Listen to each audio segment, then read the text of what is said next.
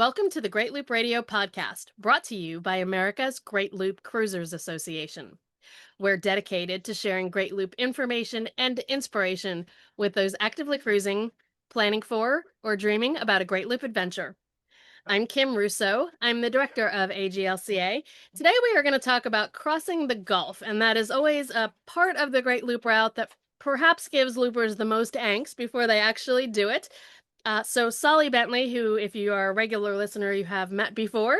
Tsali is a great supporter of AGLCA and everything having to do with the loop.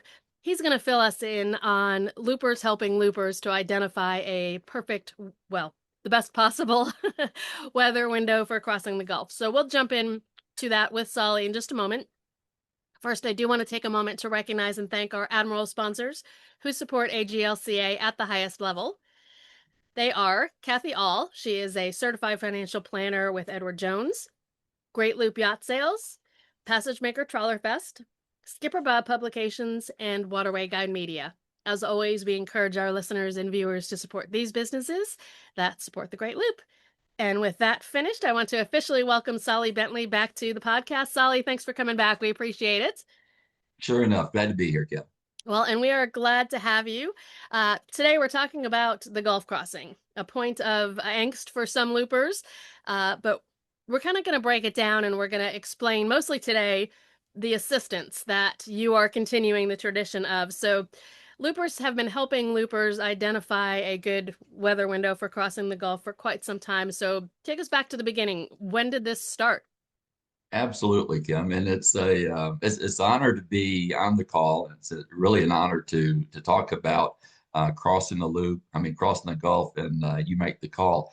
But you're right in the fact that it is loopers helping loopers. This goes all the way back 17 years ago to 2008, when Tom and Patsy Conrad they started Tom's Weather Musings, and it was basically to help loopers again back in 2008 to cross the Gulf because people were a little bit skittish of it. People weren't understanding things. And so they just stepped right in.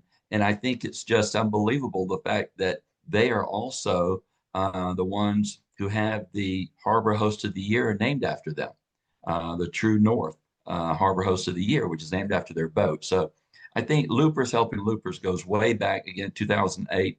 And just the fact that they started something and then after Tom did their stint with it, Eddie and Linda Johnson picked up on it in 2014, and they continued it. And that was under Eddie's Weather Wag. I can remember looking at Eddie's Weather Wag when we were crossing. And then we went from there to Dave and Claudia Fuller and Jackie and I picking it up. And then that was up until Dave's passing. But I'll share a funny story, and that is how it really You Make the Call came about. We were in the back seat of Jackie and I were in the back seat of the Jeep of Dave and Claudia's car. And Dave is driving and Tsali, he said, I got an idea. Why don't we pick up, information on crossing the Gulf? And Claudia in the passenger seat turns to Dave and said, Dave, you don't have time for that. And David says, yeah, I do. I'm going to get my friend Tsali Bentley to help me. And here it's all, we're sitting in the back seat. And then Jackie turns to me and says, Tsali, you don't have time for that either. But so anyway, it was just a funny story. But we picked it up for 2 years. And then on David's passing last year, we started You Make the Call again with the help of Keith and Melinda Martin and Tim and Diane Vandersall. So really, it's the three of us that are doing it this year, and we really do like helping loopers for information to cross. Yeah, and I really do love that this has continued basically. And I can remember back to the Tom's Weather Musing days, and when his health was failing, he kind of handpicked Eddie to succeed Yeah. him in doing the Weather Wag, and that carried on for many years. And then, Dave and Claudia Fuller picking it up, and at his unexpected passing, kind of passed the torch, so to speak, to you, and he had set it up perfectly for you He did. to continue that. So, this is so much in the spirit of what looping is all about to begin with. But many thanks to you and to the Martins and to the Vandersaals for kind of stepping up and filling this much needed piece of information. So it's You Make the Call. named perfectly because each captain and crew has to make this decision on their own.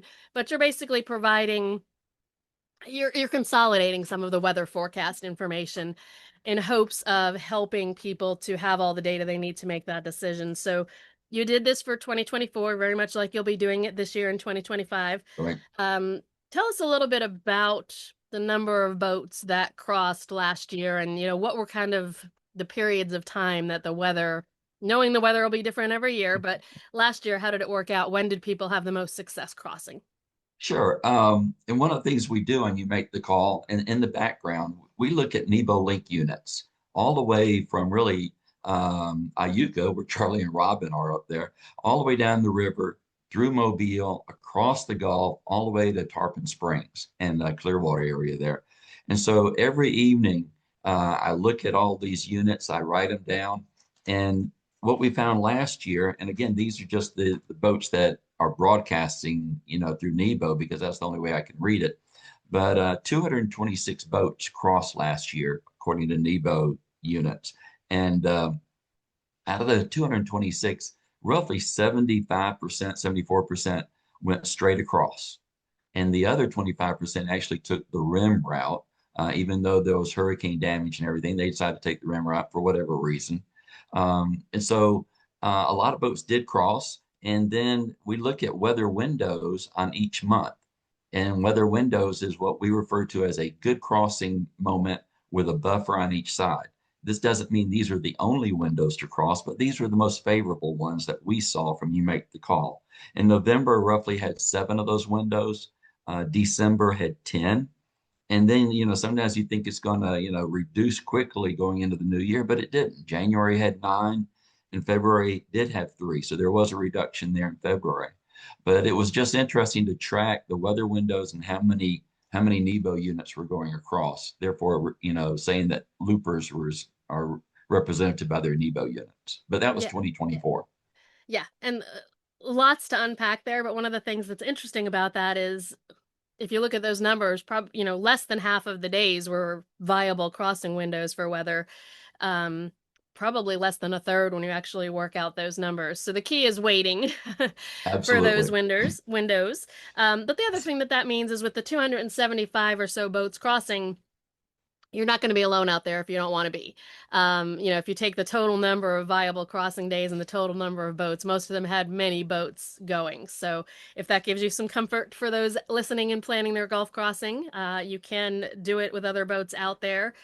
Um, And I'll interject that, yeah, we look at what we refer to as a staging area for crossing the Gulf, really Port St. Joe, Apalachicola, and Carabel, and anchoring on Dog Island. And one of the interesting things that noted from the data last year was at one point in January, 44 boats were waiting to cross. And so it goes back to what you said, Kim, that you'll find people to cross, and I'll share a story about that a little bit later. But there are people waiting, so it's not a solo trip if you don't want it to be a solo trip. absolutely. Now, you kind of mentioned the two ways to cross, but let's go into a little bit more depth. There's two routes basically going straight across or taking that rim route or Big Bend route. But there's more than just those two ways because of different speeds of boats or different cruising styles. So kind of fill us in on what you define as the ways to cross. Sure. I would say if you're jumping, I would refer to straight across. You really have two options depending on your speed of the boat.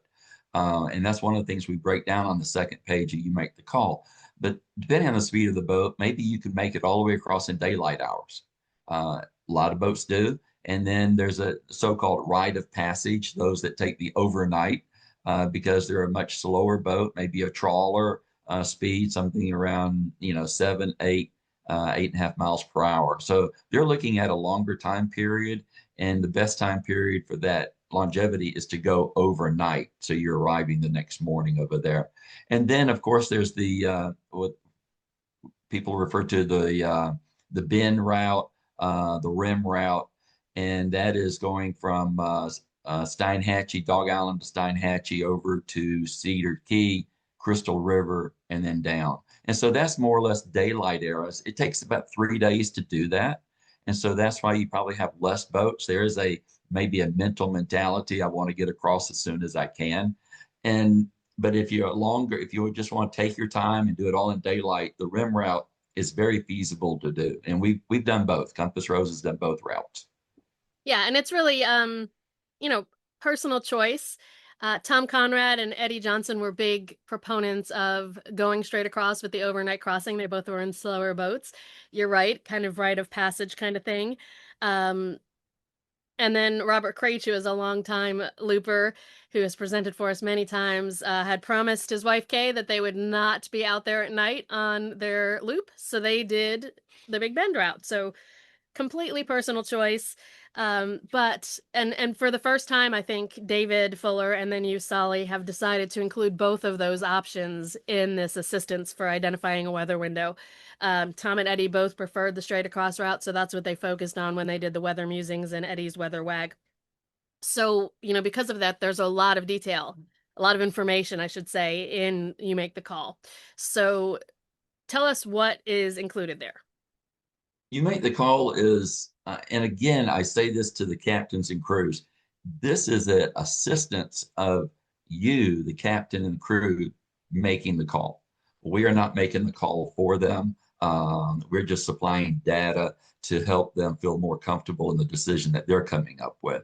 And so the 3 pages of You Make the Call, we start with the first page being more the data to the weather itself, and then the second page is more like definitions. Maybe you're not familiar with a few things, or maybe you want to just make sure you understand what we're talking about. So the second page is definitions, and that includes the third page as well. So you make the call. One of the things that we love to hear from captains is that they have a go, no go criteria already. Because one of the things we learned, David and I learned quickly, was that when we used to put the size of our boats on You Make the Call, people would just look at the size of the boat and say, well, I've got that size boat. I should go when that boat is going.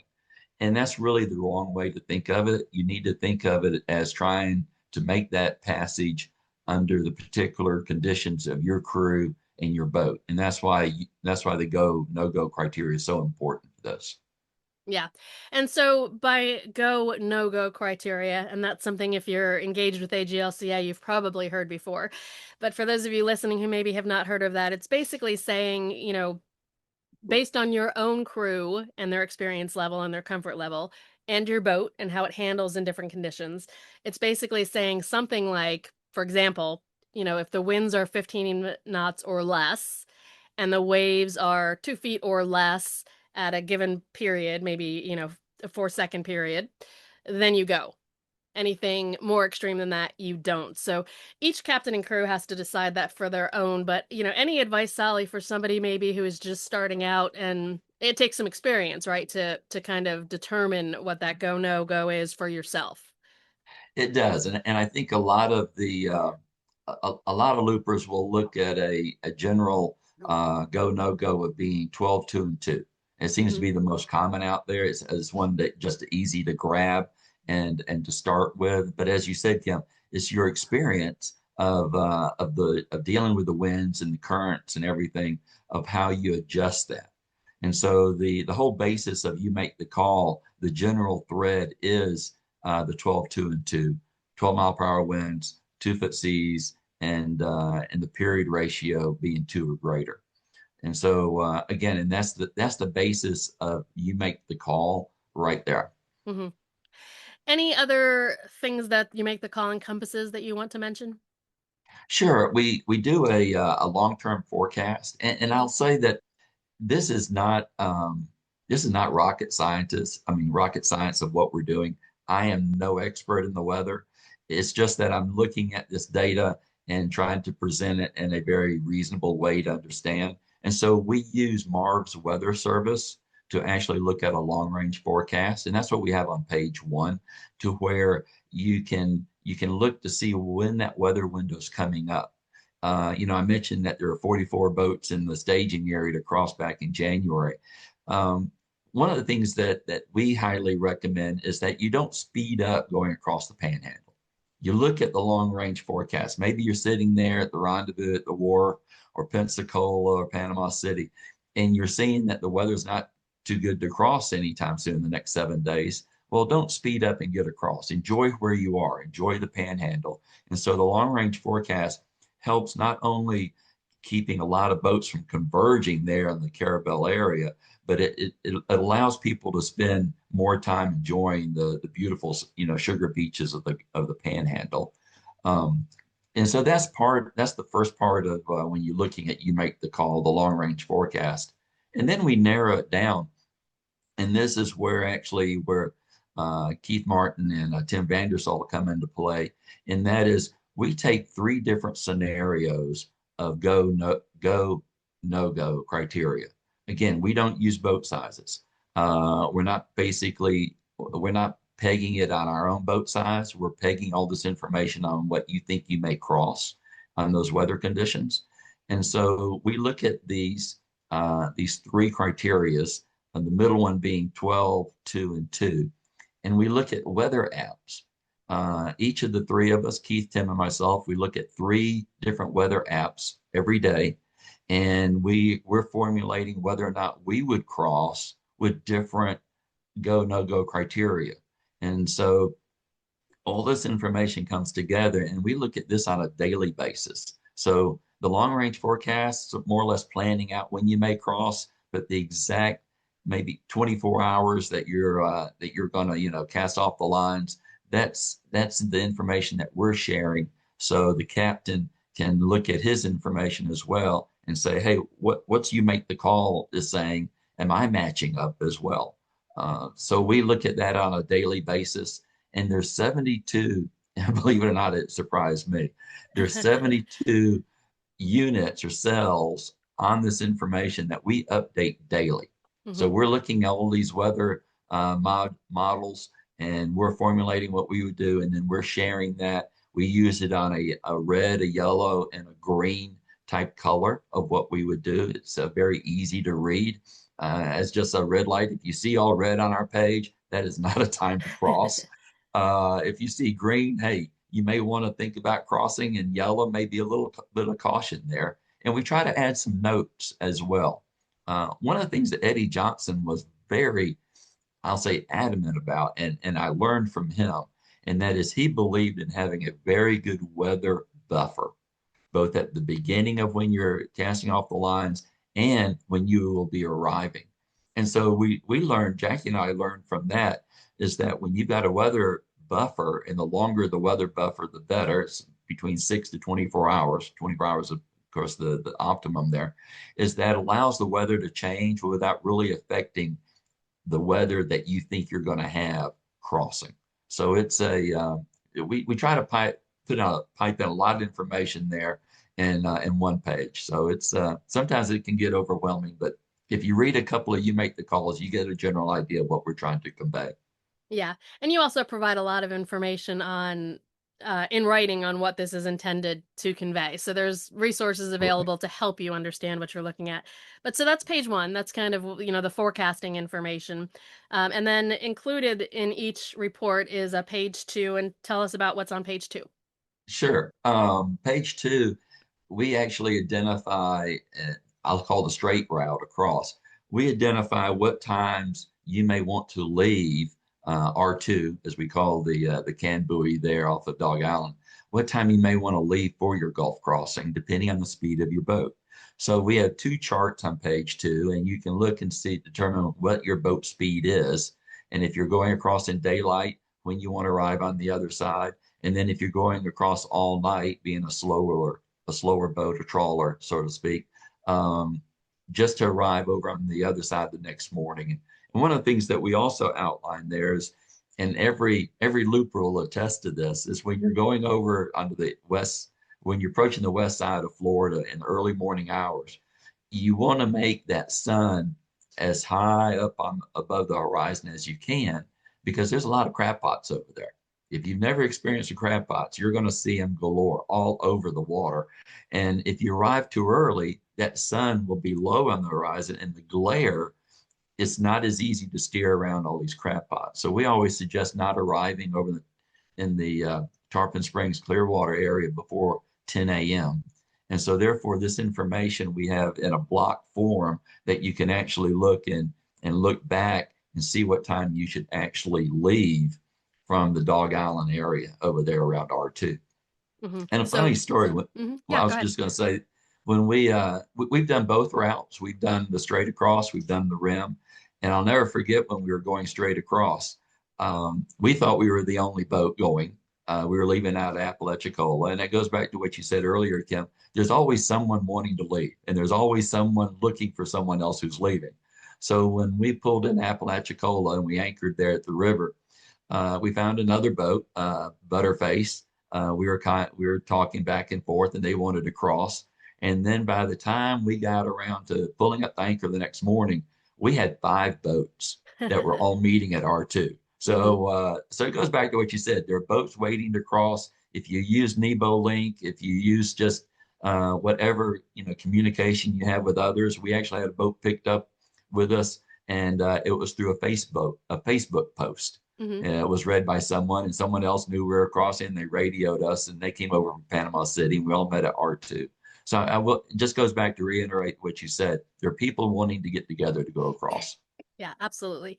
So page 2 is great for planning, kind of look ahead and see what time you would need to leave for your boat. Page 1 is the forecasting for long range and daily. So tell us about page 3 though, because there's also a page 3 on You Make the Call. There is a page 3.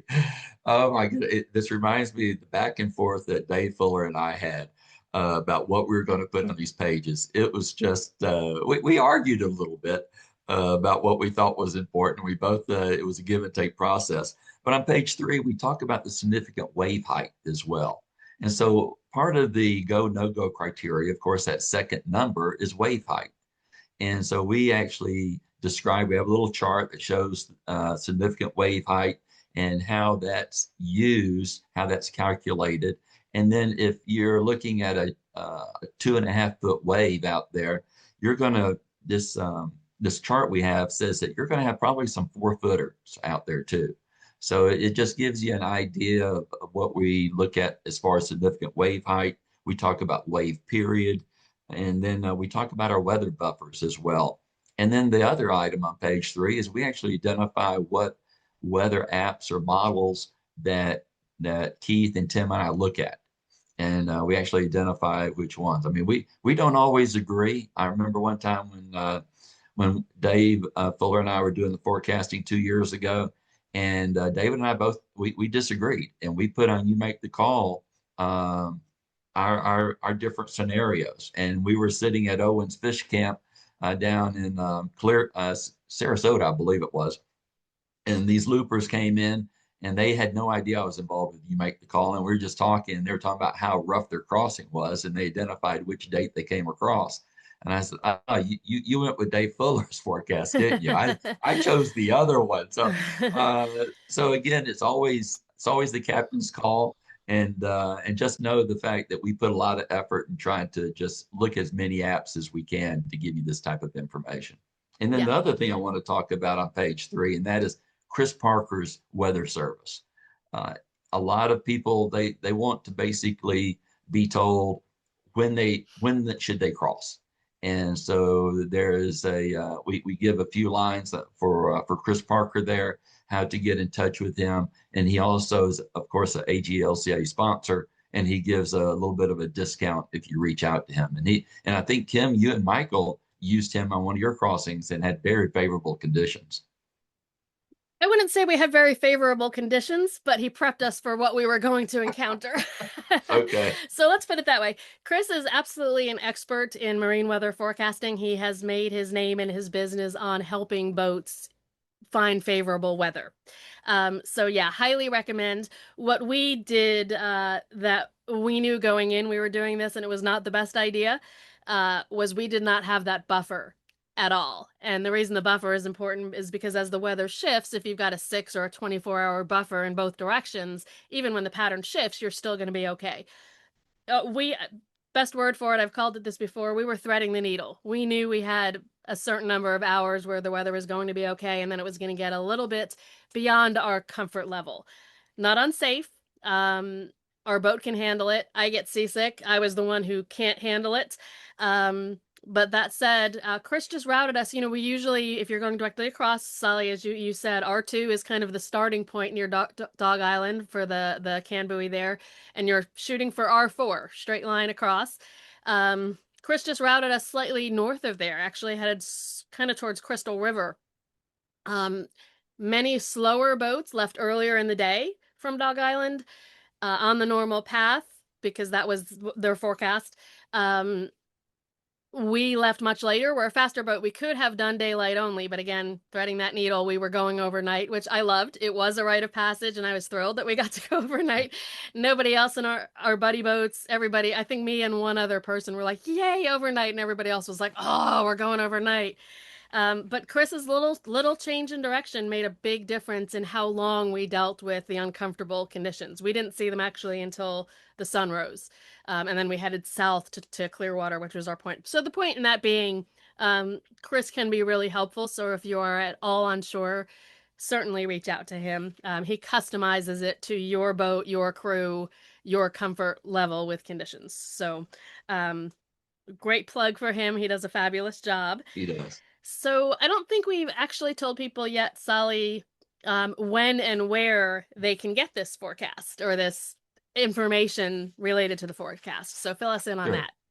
Yeah, normally we start this right after the rendezvous, and with the rendezvous being here in the later part of November, we'll actually crank it up right before the rendezvous, sometime that week. And we usually, Tim and Keith and I, go through a couple of days of trial period. I do know there's a couple loopers that are going across now. It still is hurricane season right now, Yeah. but yeah, they've reached out to me and just asked for some explanations and things of what we do, and you make the call. But officially, we'll crank up the week right before the rendezvous. I don't know exactly what date. I mean, that's going to be, but I know it's going to be in that window frame right before the rendezvous. Yeah. So the rendezvous, for anyone who is not aware, is starting November 17th, which is a Monday. So sometime it sounds like, Sally, sometime the week of the 10th. Mhm. Correct. Most likely is when you'll crank this up. And where do people go to get this Yeah. information? And just FYI, last year we cranked it up on November the 12th. So we're not really too far from where we did last year. And what we do, he brings up a great question because people do ask, where do I find this information? We post this information on the AGLCA forum every afternoon. And that's what I'll say is the information, the weather information is not difficult. Trying to reserve your 2 o'clock time frame every day between now all the way through February, that's the most difficult part. But we'll post it on the AGLC forum that in the afternoon. And what we're doing is we're looking at the forecast for the next day. And so what we try to do in this case is that we post the information so you can look at it, have a captain's meeting, maybe talk to Kim over there at the moorings at Carabel, or is it Sea Quarters? Don't remember which one she's at, but she also does a good weather briefing there going across.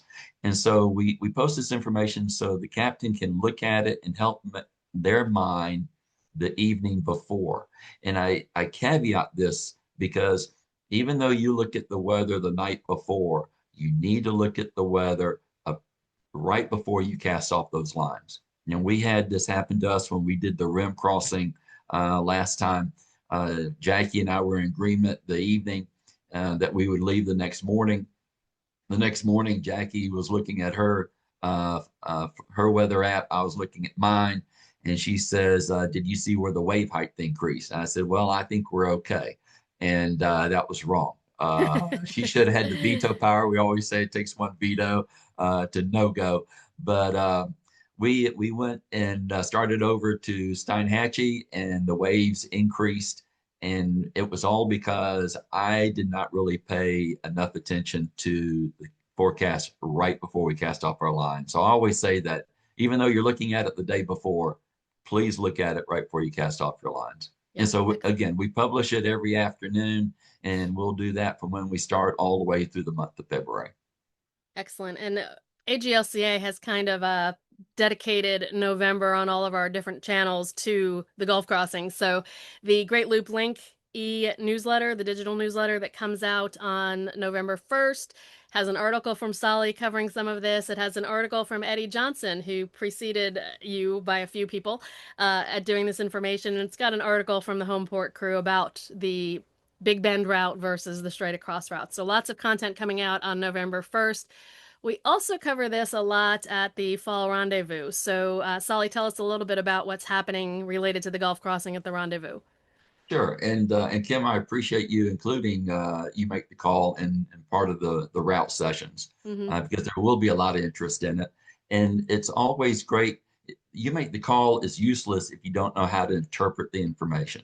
And so what we plan to do there during our session is really go through the 3 pages and explain what a captain and crew is looking at with this information. So, and then I encourage you, if you're going to the rendezvous, Eddie Johnson will be covering the straight across route as well as the bend route. And I encourage you to go to his sessions because Eddie's very, very knowledgeable, and he'll certainly break that down for you. Yeah, excellent. So this will all be in the AGLCA forum.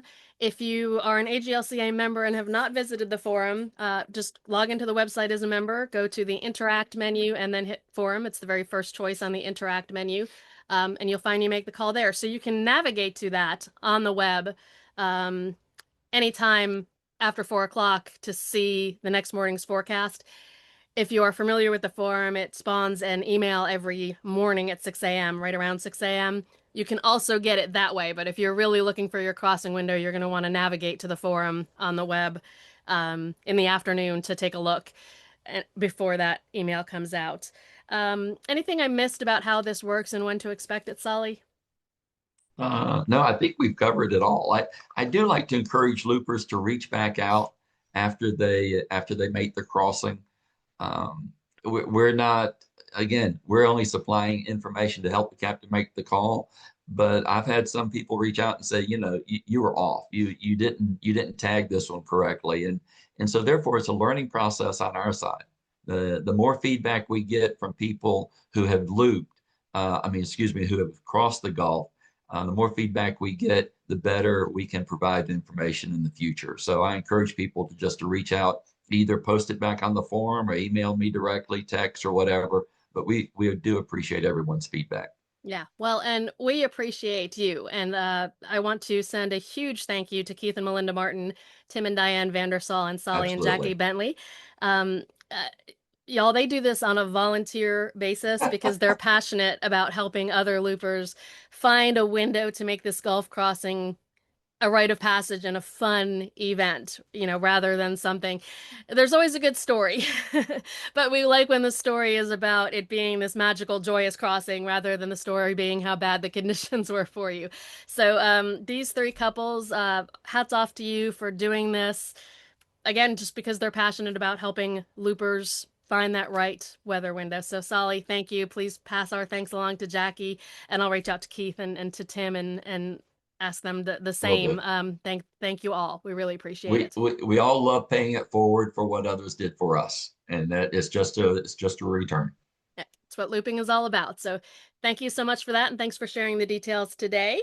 And thanks to everyone who's watched or listened today. We'll be back next week with another episode of the Great Loop Radio podcast. Until then, safe cruising. Orca Marine is revolutionizing the way we boat, with sustainability at the helm. Based in Maine, we provide eco-friendly marine solutions that protect your vessel in the ocean. Say goodbye to toxic bottom paints with Finsolate anti-fouling wrap. Experience whisper quiet power with HYG electric thrusters. And manage biofouling naturally with ShipCare Pro. Whether you're a weekend cruiser or a commercial captain, we help you go green without compromise. Ready to make waves in sustainability? Visit FinSolateUSA.com or Orca100.com and join the future of clean boating today. Orca Marine, protecting boats and oceans, one innovation at a time. Green Turtle Bay Marina and Resort has consistently been voted a must-stop by loopers. It has earned the coveted 5-anchor designation from Quimby's Cruising Guide. This full-service marina features over 450 slips. They are located at mile marker 31.5 on the scenic Cumberland River. Green Turtle Bay is a proud commander sponsor of AGLCA, so join them and find your waterway of life.